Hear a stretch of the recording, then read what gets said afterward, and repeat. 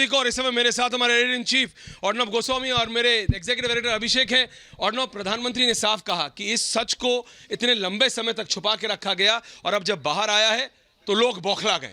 देखिए, कश्मीर फाइल्स की टीम हमारे साथ कल स्टूडियो में थी और प्रधानमंत्री ने जिन शब्दों का प्रयोग किया उस पर थोड़ी सी फोकस की जाए।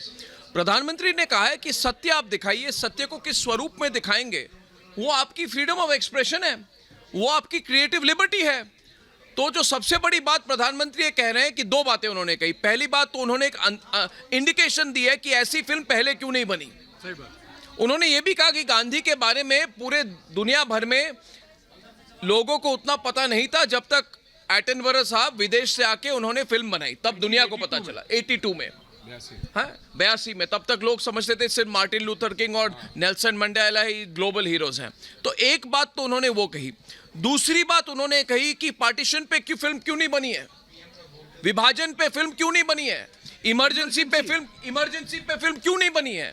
और जब एक कोशिश कोई कर रहा है कि सत्य को असली स्वरूप में दिखाए, वो कोई भी स्वरूप हो, आप उसको नहीं माने, वो उसको नकली स्वरूप माने, मगर उस पर उसके खिलाफ षड्यंत्र क्यों किया जा रहा है। सबसे बड़ी शब्द जो है जो प्रधानमंत्री प्रयोग नहीं करते, प्रधानमंत्री हर शब्द के बारे में कई बार सोच के फिर ही उसका प्रयोग करते हैं। प्रधानमंत्री खुद बोल रहे हैं भाई षड्यंत्र क्यों हो रही है। और मैंने प्रधानमंत्री को, अभिषेक आप जानेंगे, इतने आक्रामक तौर से जो उन्होंने बोला है बात को, वो बहुत सोच समझ के बोला है। क्लियरली मुझे लग रही उनकी पीड़ा दिख रही है, उनके अंदर उनको गुस्सा भी आ रहा है, उनको लग रहा है कि एक फिल्म के खिलाफ इतनी बड़ी षड्यंत्र क्यों है।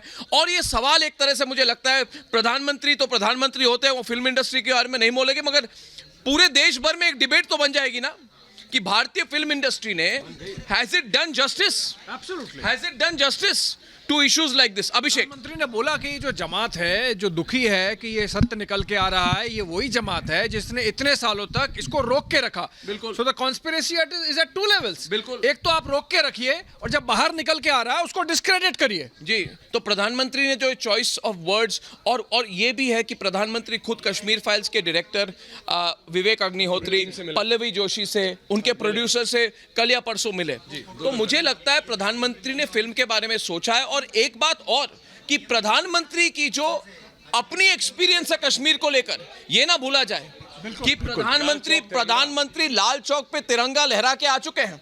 तो एक इमोशनल इन्वॉल्वमेंट है, उनको कश्मीर के इशू पर बहुत स्ट्रॉन्ग पर्सनल इन्वॉल्वमेंट है।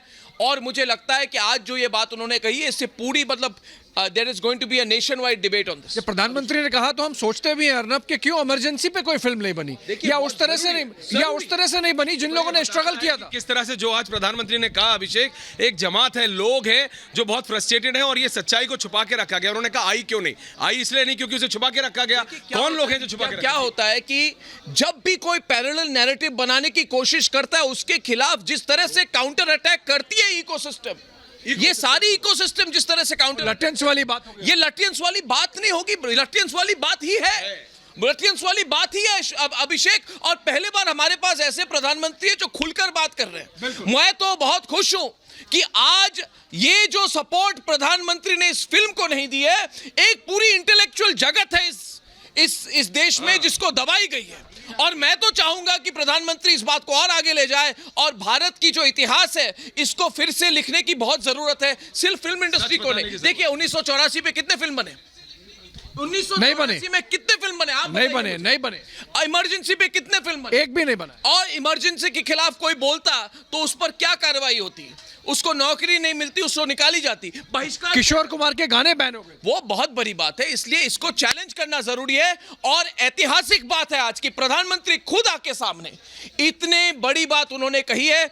ये देखिए, अगर ये सपोर्ट मिल जाए इंटेलेक्चुअल कम्युनिटी को, अगर ये सपोर्ट मिल जाए कल्चरल कम्युनिटी को, फिल्म मेकर्स को, तो पहली बार सांस लेने की आजादी होगी उन लोगों को जिनको सिर्फ राइट विंगर बोल के एक कैप्सूल में रखा जाता है। और वो लोग जो फ्रीडम ऑफ एक्सप्रेशन का सहारा ले सकते थे जेएनयू के टुकड़े गैंग के लिए, वो कहां है? बिल्कुल कहां है। और बात क्यों नहीं बोली जाए। देखिए, कल मैंने अपने अंग्रेजी प्रोग्राम पे एक सीधा सवाल पूछा, करीब 8-9 बार मैंने एक ही सवाल पूछा। मैंने पूछा अंग्रेजी में, was there a Hindu genocide, हिंदुओं का नरसंहार कश्मीर में हुआ कि नहीं। ये अनकंफर्टेबल क्वेश्चन क्यों मानी जाती है?